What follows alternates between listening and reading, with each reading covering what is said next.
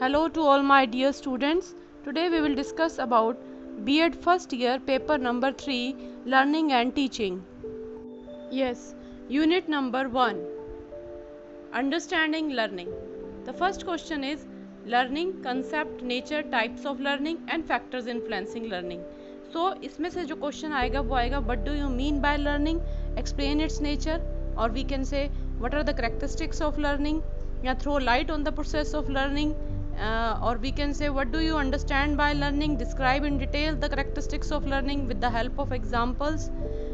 Factors affecting learning can also be there. तो इस तरह के क्वेश्चन बनते हैं हमारे फर्स्ट चैप्टर के अंदर, लर्निंग के चैप्टर के अंदर.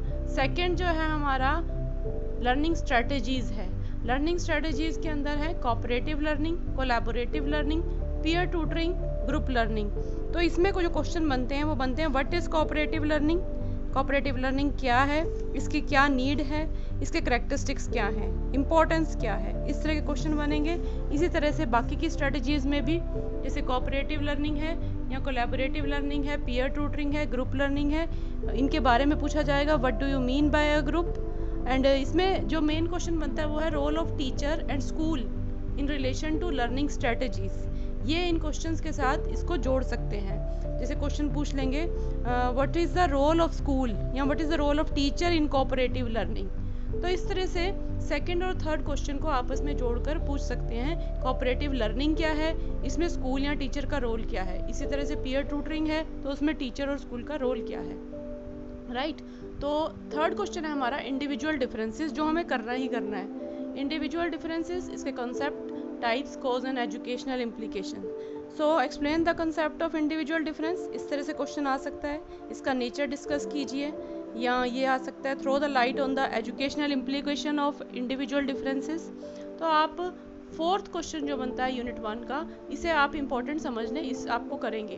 और अगर आप फर्स्ट करना चाह रहे हैं तो आप उसमें लर्निंग का कंसेप्ट कीजिए, उसके फैक्टर्स कीजिए, और कोऑपरेटिव लर्निंग या कोलैबोरेटिव लर्निंग इनको अच्छे से पढ़िए. टीचर या स्कूल का क्या रोल है, दो ऑपोजिट में इस तरह से आपके क्वेश्चन बन जाते हैं. Unit number 2 learning paradigm. इसमें थ्योरीज ऑफ लर्निंग है. तो ये थ्योरीज तो हमें करनी है. फर्स्ट थ्योरी है हमारी ट्रायल एरर थ्योरी है. नेक्स्ट जो है हमारे पास थॉर्नडाइक की फर्स्ट थ्योरी हो गई हमारी. This is important one. Concept या laws of learning, educational implication इसकी कर डालिए. सेकेंड हमारा क्वेश्चन है इसमें कंडीशनिंग की थ्योरीज. दो थ्योरीज हैं कंडीशनिंग की, क्लासिकल कंडीशनिंग और ऑपरेंट कंडीशनिंग. इनमें डिफरेंस पता होना चाहिए आपको. थर्ड क्वेश्चन है सोशल कंस्ट्रक्टिविस्ट थ्योरी. विगोत्स्की और बंडूरा की थ्योरी है. ये आपकी यूनिट नंबर 3 के अंदर भी आपको मिलेगी. तो आप ये this is the important theory, you should do it. Social constructivist theory. तो यूनिट नंबर 2 और यूनिट नंबर 3 दोनों में इसको आप कर डालिए तो आपका एक क्वेश्चन बन जाता है. तो थ्योरीज जो हैं इंपॉर्टेंट है, 4 मार्क्स के क्वेश्चंस में आ जाती हैं. तो आप इसमें आप जो नॉर्मली कर सकते हैं that is the last one, and the Thorndike theory, trial and error theory. Then come to the unit number 3 understanding teaching. ये पूरी यूनिट जो है टीचिंग से रिलेटेड है. फर्स्ट क्वेश्चन बनता है इसका टीचिंग के concept, characteristic, features and levels of teaching बताने होंगे. इसके अंदर डिफाइन टीचिंग एंड लर्निंग क्या है, how it is related to teaching, ये हमारा फर्स्ट क्वेश्चन बनता है. देन सेकंड जो हमारा क्वेश्चन है इसमें है कि teaching, concept of teaching, training, conditioning, instruction और इंडोक्ट्रिनेशन. तो इन सब में डिफरेंस आ जाता है. काफ़ी अच्छा क्वेश्चन बन जाता है ये. तो अगर हम डेफिनेशन ऑफ टीचिंग कर लें, करेक्ट, उसके फीचर्स या लेवल्स ऑफ टीचिंग करके, साथ में ट्रेनिंग, कंडीशनिंग, इंस्ट्रक्शन और इंडोक्ट्रिनेशन, इन चारों को अच्छे से समझ लें और एक डिफरेंस तैयार कर लें इन सब के अंदर, तो हम बहुत अच्छे से इस क्वेश्चन को कर सकते हैं. यूनिट नंबर 3 का जो सेकंड क्वेश्चन है variables in the teaching process, अगर आप इसे छोड़ना चाहें तो you can leave it. First question पर आपको बहुत अच्छे से तैयार करना होगा indoctrination, instruction, conditioning and training.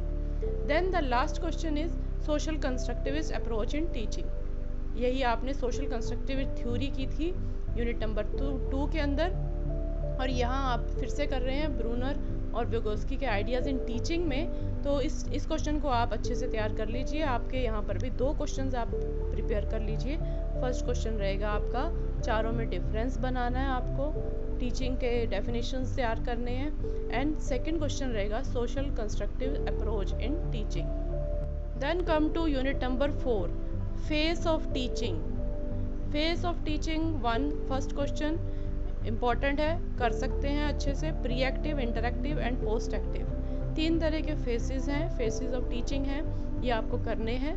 Second question है आपका models of teaching, meaning, need and elements, basic teaching models, concept attainment models. नहीं कर पाते तो you can leave it, but prepare the first question. And the third question is teaching strategies, brainstorming, simulation, role playing, gaming, remedial teaching and enrichment program. Third question बहुत अच्छे से बन सकता है, 16 मार्क्स के अंदर आप इसमें काफ़ी लिख सकते हो। तो यूनिट 4 का जो है हम लास्ट क्वेश्चन जो है इसको बड़े अच्छे से तैयार कर लीजिए। इसमें टीचिंग स्ट्रेटजीज़ में ब्रेनस्टॉर्मिंग, अलग से आप ब्रेनस्टॉर्मिंग के बारे में बताएंगे, सिमुलेशन के यानी कि टीचिंग मेथड्स क्या क्या हैं आपके, ब्रेनस्टॉर्मिंग हो गया, सिमुलेशन हो गया, रोल प्लेइंग हो गया, गेमिंग के बारे में, रेमेडियल टीचिंग कैसे देनी है बच्चे को, एनरिचमेंट प्रोग्राम्स और ज़्यादा क्या आप फैसिलिटीज़ अवेलेबल करा सकते हो बच्चों को। तो इस तरह से आप जो है काफ़ी अच्छा क्वेश्चन बना सकते हो। तो यूनिट 4 में से जो मैं कहना चाहूँगी कि आप फेजेस ऑफ टीचिंग और टीचिंग स्ट्रेटजीज़ इन्हें आप अच्छे से प्रिपेयर कर लीजिए।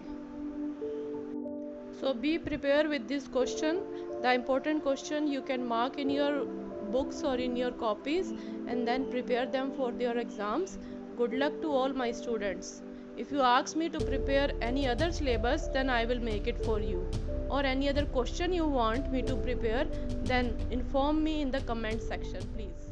Thank you very much.